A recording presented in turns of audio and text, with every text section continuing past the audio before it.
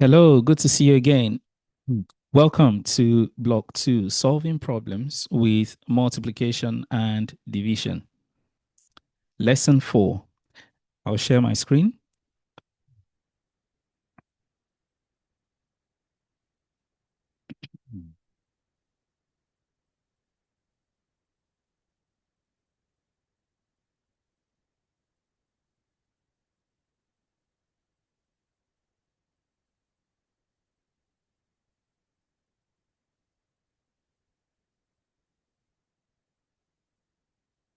So, in your previous lesson, you learned about multiples. You learned how to use multiples, how to find multiples of numbers.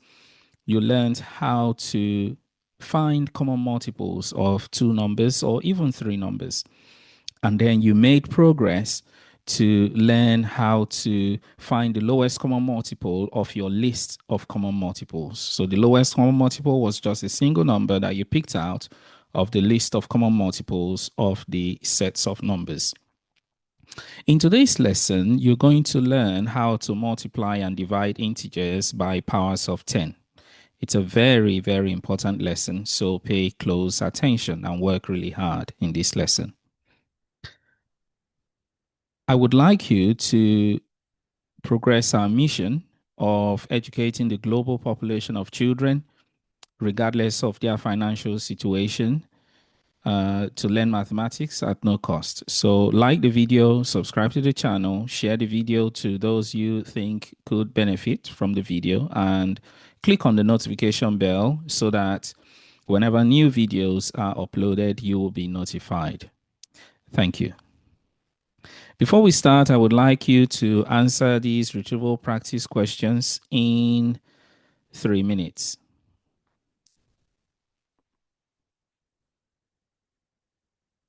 Assuming you've paused the video and you've answered the retrieval practice questions, here are the answers. So for the first one, you were asked to complete the headings on the place value chart. Now, we may not know exactly how to start this, but we know where the decimal point is, which is right here. And we know to the left of the decimal point for our place value chart, this is the ones or the units. So we call this the ones, or in some countries, they call it unit. So this is ones, or in some countries, they call it units. Yeah. All right. So now that we have that information, we can complete the others. So we have that. Okay, so we have ones to the left, and then we have the tenths, the hundredths, and the thousands to the right. And then we have the ones, the tens, and the hundredths to the left. Next, we'll ask which of the following are powers of 10. So if you do not understand what powers of 10 mean, you can review one of our lessons where we had done a good amount of learning on powers of 10. So these are the numbers that are powers of 10. So this one would be 10 to the power 2. This one will be 10 to the power 1. That one will be 10 to the power 4. And that will be 10 to the power 3. Okay. So make sure you review that lesson if you're not sure about how to understand powers of 10. Okay, question 3, you were asked complete the sentence. Well, division is the inverse of multiplication. Okay, let's do some new learning. If you're asked to multiply 12 times 10, I want you to pay really close attention to what's going on here. Well, it means we're going to have to multiply these counters by 10. Okay, so if we multiply 1, which is 10 times 10, that will give us 10 tens. And then if we multiply 2 times 10, that will give us 20 ones. Now, remember when we did our place value lesson, we learned that if we have more than 10 counters or up to 10 counters in a particular place value position, we can exchange it for one of the counters in the next place value higher up. So if we do that, we can exchange these 10 ones for 100, and we can exchange these 20 ones for 2 tens. So actually, our number is 120 because that's 2 tens. 2 tens make 20 and 100. So our number is 120. I want you to begin to note something really quickly before we even move to the next example. So we can make some generalization that when we multiply by 10, by powers of 10, our place value, if we're multiplying our place value, each of the numbers in the place value chart increases in place value by the power of 10 we're multiplying by. Now, if you think about it, this 1 increased in place value by a power of 10, which makes it 100. This 2 increased in place value by power of 10, which becomes 20. So that is another quick way of thinking about it. You say, okay, I have just 1 0, I'm multiplying by 10. So whatever I'm multiplying by is just going to increase by that power of 10. Okay, let's move on. Now, when we have this example where we're multiplying by 0.53, yes, we can talk about the counters. Yes, we can have so many counters to illustrate this. But here is what would happen. The 0.53 becomes 53. But why? Remember what I said. Now, here you have 5 tenths. Okay, here you have 3 hundredths. We're multiplying by 100. So it means, remember, when you gain place value, you shift to the left. That's how you gain place value in our place value chart system. So even without thinking about our exchange and counters, here is what would happen. It means the tenths will gain 2 place value to the left. So it will become there. All right. So which is 50. So you now have 5 counters that has changed place value. It's now here. So we now have, and of course, 5 tenths is 50. And then this one will move 2 place value here, which is 3 ones. Now, if you have 5 tenths and 3 ones, that's obviously 53.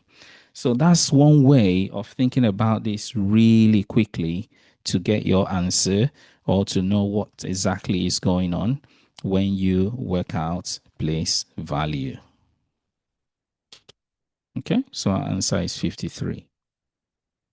But what happens when we do a division by powers of 10?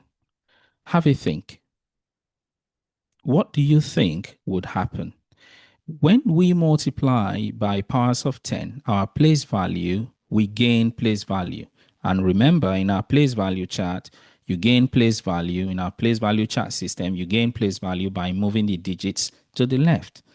Now, when you divide by powers of 10, you're going to decrease place value. So you're going to be moving the digits to the right, which means you lose place value by the powers of 10. So in this case, if we divide 53 by 100, using that same idea, without even exchanging our counters, we can say, okay, it means this here will lose 2 place value. Look, we're multiplying by 100, which is, a power of 10 number, which is 10 to the power 2. We have 2 zeros. So it means it's going to lose 2 place value position. So it's now here. And then this one will lose 2 place value. So 1, 2. So it's now here. So which becomes 0.53. Okay? So having this understanding helps you avoid the task of having to draw the counters, to draw the place value chart. But if you have questions where you're required to show or represent the solution in a place value chart, it is important that you have this understanding and you know how to draw the place value chart to represent the solution. All right, it's now time for you to practice what you've learned. So I want you to pause the video and answer question 1 in 3 minutes.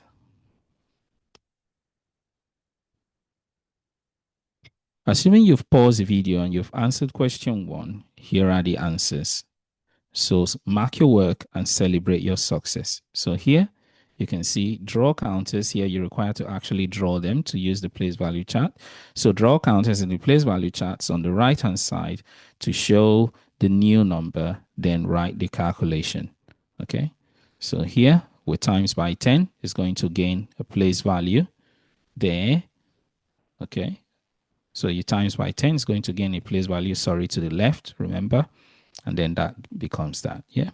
So it's 50 times 10. And then here, you divide by 10. So it's going to lose place value. It's going to shift to the right. So you're going to have the counter there. So that is 2 divided by 10. And here are the other solutions. Pause the video and answer question 2 in 2 minutes. Here you're asked, okay, I'll wait for you. All right, let's move on. Assuming you've paused the video and you've answered the questions, here are the answers. Here you asked, the place value chart shows steadies counters before and after completing a calculation. You asked, what calculation has steady worked out? So here we can see that this number has lost place value. So this one has moved 1, 2, 3. So we must have, for the number to lose place value, we must have divided 3 place value, we must have divided by 1,000. And that's what is shown here. So that is 351 divided by 1,000. And the answer is 0.351. All right, pause the video and answer question 3 in 1 minute. So here you don't need to write anything. We're required to discuss with your partner what happens to the digits when you multiply a number by 10. Well, we can discuss quickly. When you multiply a number by 10, it gains a place value. When you divide a number by 100, it loses 2 place value. Each of the digits of the number loses 2 place value in our place value chart, 2 positions in a place value chart columns. When you multiply a number by 1,000, the number gains, each of the digits in the number gain place value by moving the digits to the left of the place value chart system. Okay, let's look at our example. Using the same idea that we already know about how digits gain place value when we multiply them, or how digits lose place value when we divide them by powers of 10, we can begin to answer questions like this. So for example, 37 times 10 will become 370.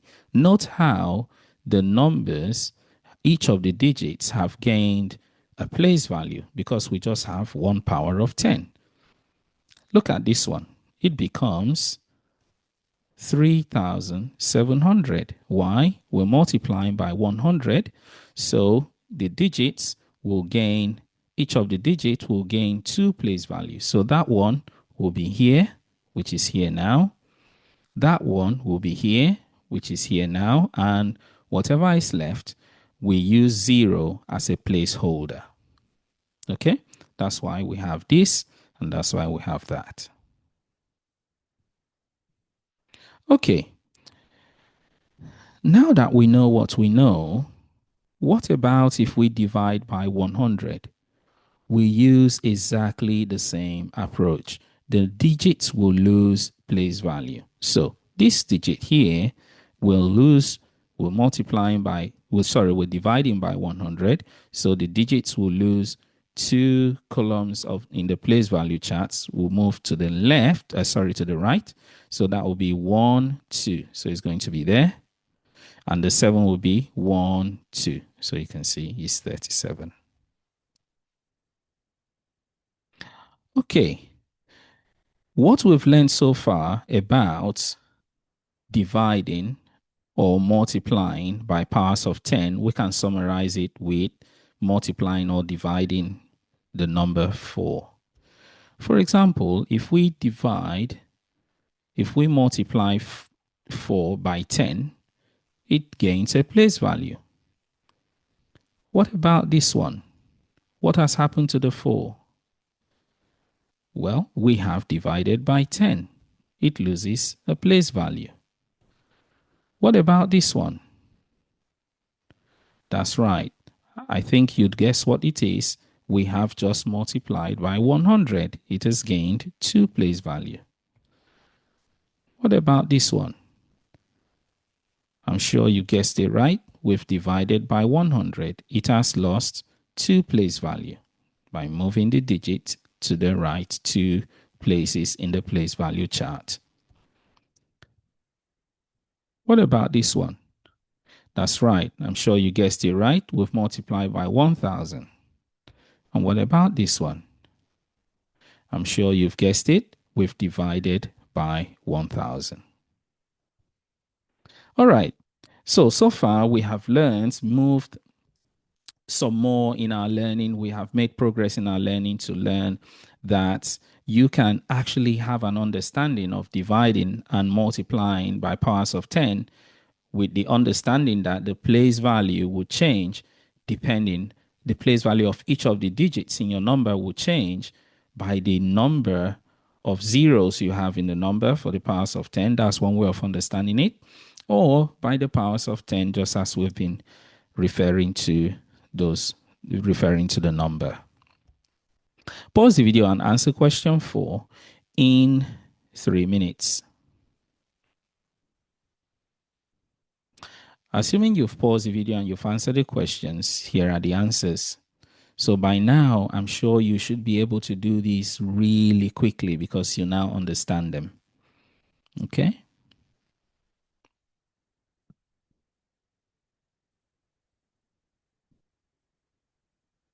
Okay. Pause the video and answer questions 5 and 6 in 4 minutes.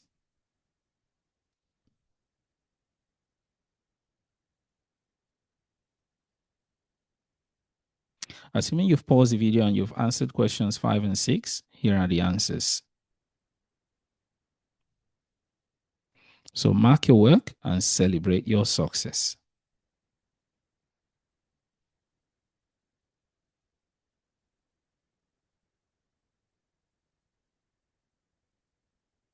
Okay. For this one, there is something else I want to teach you because you would see this done differently in some countries, or because I know my audiences are now not only in England, but they are in other parts of the world. Multiplying by 1,000 is a bit like doing this. So this is how some people do it, and this is how, I used to do it sometime many years ago when I was a kid. So multiply by 1,000 is a bit like saying, okay, I'm multiplying by 1,000. I'll start in front of the number. I'll just move 3 digits forward. So I'll just do 3 arcs because I have 3 zeros. And then I'll just put these in front of the number. If I use the same approach here, you would see that I would have 3.043. Because I'm multiplying by 100, I'm going to shift to the right to show, So I'm going to shifting at the decimal point to the right. So here, I imagine that I had an invisible decimal point in front of the number 56. Here, the decimal point is obvious to me. So multiplying by 100, when I'm multiplying, shifting the decimal point is the same as if you're shifting the digits to the left, which is what we do when we multiply by 100 so that the digits gain place value. So if I do this multiplying by 100, I'm going to get 1, 2, 3. So that's why, sorry, 1, 2, not 1, 2, 3. Sorry about that. So, yeah. So it's actually, yeah. So we're multiplying 1, 2. We're multiplying by 100. We have two zeros. So we'll have, because this has now moved here, your number is now 304.3. Let's do one for division. When you're dividing, guess what? You're going to do the inverse of what you do when you're multiplying. So we're going to be moving our decimal point that way. So if I write 15.2, I am dividing by 1000. So I'm going to do 1, 2, 3, because I have three zeros in the 1000. This arc that is empty is going to be a 0. And then where I stopped is here. So my decimal point is right there. So my number will be 0.0. Yeah. So here, that's where the decimal point stopped. And then here we'll just use 0 as a placeholder to write the number properly. We don't really need to write the 0. So we can write 0.0152 or 0.152. Okay. And this one is a bit, so if you're multiplying by 100 and dividing by 1000, it's a bit like saying, first you multiply by 100, you move here 1, 2, and then you divide by 1000, you move 3 places back 1, 2, 3. So you're going to have 0.0461. So that is another way of thinking about doing this, but I just thought I should show you a different way of thinking about it. And you can practice this method I just showed you, or you can stick to what we have been doing, which is the first method we did in this lesson. Okay, let's move on to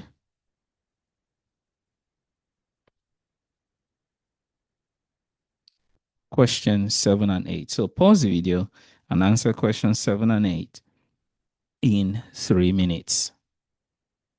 You can take longer.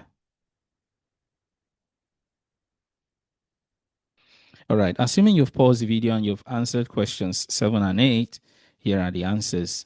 So here you were asked to solve the equations x over 100 is equal to 10.8.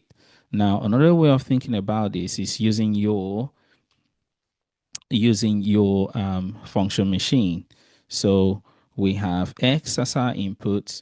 We're going to be dividing by 100 to get a number 10.8. Now, so we have x as our input. We're dividing by 100 in our function machine, and that will give us 10.8. Okay. But when we're going backwards, we're looking for x, we're going to have to times this by 100. That's why we have this. So it's a bit like saying 10.8 times 100. If you move your decimal point the way I showed you, let's do it quickly. That's 1, 2. So that will be, put 0 there. So your number is now 1 because the decimal point is now in front of the number, and every whole number is assumed to have an invisible decimal point, because we can write any whole number as 0.0000, but we don't really write it. Okay. So that's another way. I'm showing you this last method I showed you so that you understand another way of doing this. Okay. And then this one, you were asked 10K is equal to 94.6. So this is solving an equation. So to solve the equation, you have to divide by 10. Okay. Divide by 10. That will give you 9.46. Here, you multiply by 1000.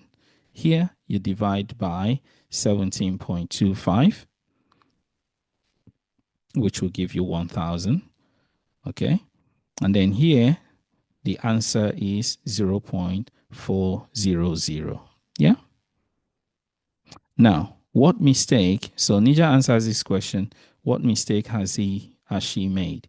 So by multiplying, she still left the decimal point in there instead of keeping the answer the way it should be. Okay, so the answer should be 400. Okay, pause the video and answer question 9 in 2 minutes. Assuming you've paused the video and you've answered question 9, here are the answers. Okay, so are these statements always, sometimes, or never true? So B is a multiple of 5. Okay, so they're asking you, so 100 times larger than A. A positive multiple of 50, and then C 10 times smaller than A. So they're asking you to put statements to answer these questions, and here are the answers. Okay. And that brings us to the end of our lesson. So, what we've learned so far, we have learned how to multiply and divide integers by powers of 10.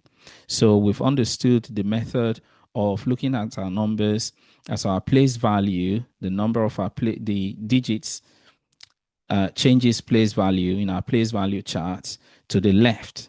Okay, so that's how you gain place value, because remember, the decimal point to the left of our decimal point, the place value increases. So you have ones, tens, hundreds. To the right, the place value decreases. So you have tens, hundreds, thousands. But I went on to show you, so when you're multiplying your place value, the digits gain place value shifting to the left. And when you're dividing, the digits lose place value to the right by the number of zeros in your number. But I went on to show you another way of doing it, a bit like moving the decimal points as if the decimal points are moving. But imagine that decimal points are not actually moving.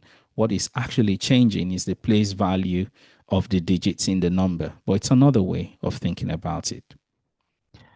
Well done for sticking around and for learning. Until next time, take care of yourself, and bye-bye.